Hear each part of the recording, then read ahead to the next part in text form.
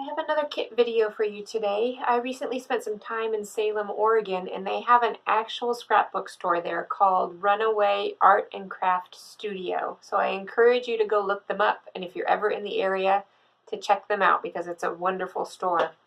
So I walked into the store and I was just looking around because I am not familiar with their stock, and the first thing that caught my eye was this Prima paper, and this has been on my wish list since it came out. So I decided to grab that, and I started building a kit around Prima, which I don't actually usually use.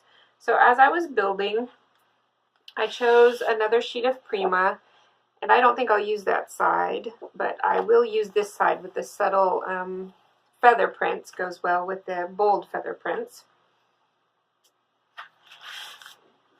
And here's the other side of that feather print.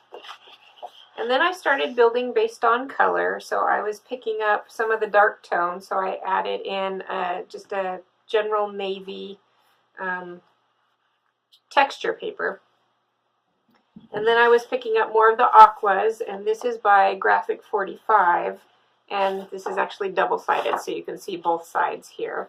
So I added that in, and the bird theme fit really nicely with the feathers. And then I wanted to pick up on some of the red tones, and I actually couldn't find red that I really liked, but I did come up with pink tones instead. So this is actually a Kaiser craft, and it had the kind of the aqua and the pink going on, and then polka dots. Notice I have a second sheet of that in because I figured I would use both sides.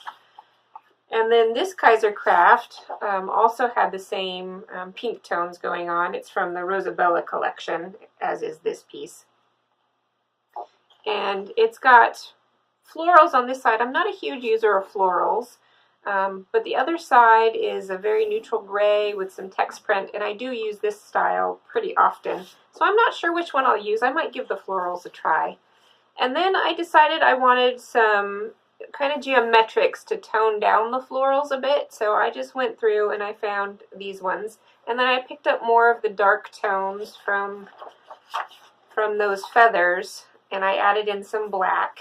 And I always add cardstock into my kits because I tend to use it. So I picked up an aqua and a navy and a gray. For the embellishments, I did go ahead and grab the coordinating Prima ephemera packs. This is the Midnight Garden collection, as is the feather paper. And like I said, I don't use Prima very much, but the flowers caught my eye, and the foiling on these, it's not quite rose gold, but I'm guessing it's closer to a rose gold than a natural gold. So those caught my eye. And then I wanted some gems, but I actually didn't like the crystals from the Midnight Garden collection, but the other Prima collection, the Spring Farmhouse collection, these are colors more up my alley. The Midnight Garden collection was too bold for me. It had some black crystals that actually had a purple undertone to them, and I didn't really like that very much. But this gray is totally usable for me. The yellow is totally usable for me. And I don't use a lot of pink, but I can work with it. And when I was looking at the Prima collection, there were a lot of papers that I liked, but like I said, I don't use a lot of florals, so I was worried about getting too much Prima. But this tiny paper pad can actually give me small scale florals in a way that I think I can use them, and then I can get more of that feather print, which is totally beautiful to me. And then the back sides of all these little cards are just very neutral and very usable. So if I don't like the front side, I can totally use the back side. But I can use this ledger style very easily. That's something I use a lot. I could use this botanical very easily.